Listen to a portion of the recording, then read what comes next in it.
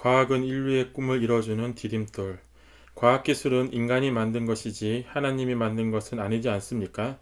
간혹 이렇게 말하는 사람들이 있습니다. 자연은 하나님이 창조하신 것이지만 과학은 인간이 만들었다고 주장하는 것인데 그렇지 않습니다. 과학기술은 하나님이 인간에게 만물을 주관하라고 주신 축복의 도구입니다. 우리는 하나님의 마음으로 자연을 사랑하고 인류에게 쓰임새 있게 활용해야 합니다. 그 바탕을 이루는 것이 과학기술입니다. 하지만 안타깝게도 과학기술은 세계 이곳저곳에서 제각각의 역할만 수행해 왔습니다. 도서관에 한 권의 논문으로만 묻혀 있는 경우도 많았습니다. 우리는 그렇게 흩어져 있는 과학기술을 하나로 통일시키기로 했습니다. 과학기술의 통일을 이뤄 과학자들이 세계 평화에 기여할 수 있는 방법을 오랜 시간 고민했습니다. 국제과학통일회의는 그 고민 끝에 탄생했습니다. 우여곡절의 상고를 거쳐 1972년 첫 번째 대회가 열린 이후 내노라 하는 세계 석학들이 지속적으로 참여해 큰 호응을 얻었습니다. 현대과학의 도덕적 방향에 대하여라는 주제로 미국 뉴욕에서 제1차 대회가 열렸을 때 우리 부부는 창설자로서 과학이 인류를 위해 무엇을 해야 하는지 강조했습니다. 과학은 인류의 꿈을 실현하는 데 그 목적이 있습니다. 과학 문명은 본질적으로 인류 전체의 것이어야 합니다. 두 번째 대회는 1973년 일본 도쿄에서 현대과학과 도덕 가치를 주제로 열렸습니다. 첫 대회는 7개 나라에서 온 20여 명에 불과했지만 2차 대회에는 18개 나라에서 60여 명이 참석해 1년 만에 세계적인 대회가 되었습니다. 특히 노벨상 수상자 5명이 참석해 큰 주목을 받았습니다. 우리 부부가 1970년대 초 미국에 갔을 때 미국의 교회 1년 예산이 2만 6천 달러였습니다. 지금은 언론, 교육, 사회봉사 등에 수백만 달러를 쓰고 있습니다. 그 중 하나가 과학기술에 대한 후원입니다.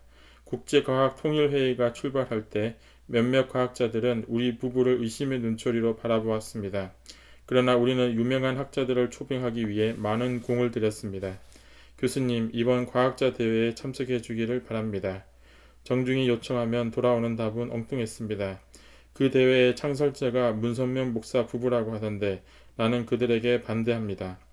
하지만 그 학자는 몇 년 후 대회에 참석해 논문을 발표했습니다. 과학자 대회의 진정한 뜻을 알았기 때문입니다. 국제과학통일회의는 26차 대회를 눈앞에 두고 있습니다.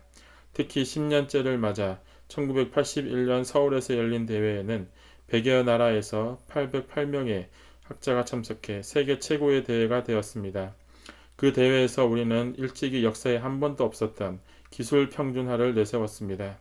과학기술은 하나님께서 주신 인류 공동의 자산이므로 몇몇 나라가 독점해서 다른 나라를 지배하면 안 된다고 강조했습니다. 우리 부부가 과학기술 평준화에 관심을 갖고 후원한 가득은 다른 데 있지 않았습니다. 아프리카와 남미, 아시아의 가난한 나라들의 기술을 나눠주기 위함이었습니다. 선진국의 과학기술을 개발도상국에 나눠줘 과학기술의 평준화를 이루고자 함이었습니다. 식량이 부족한 아프리카에 소시지 공장을 세우고 생산기계를 무료로 제공했으며 농사 짓는 법과 가축 기르는 방법도 가르쳐 주었습니다.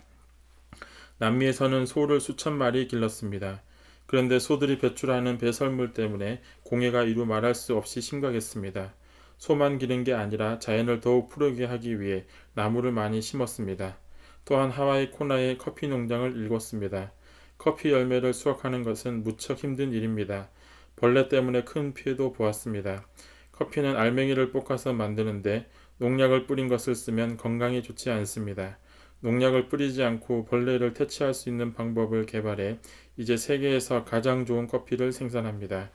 중국과 북한에 자동차 공장을 건설하는 프로젝트도 추진했고 독일에서 자동차 라인 생산의 기관 사업과 보링 공장 등을 인수하기도 했습니다.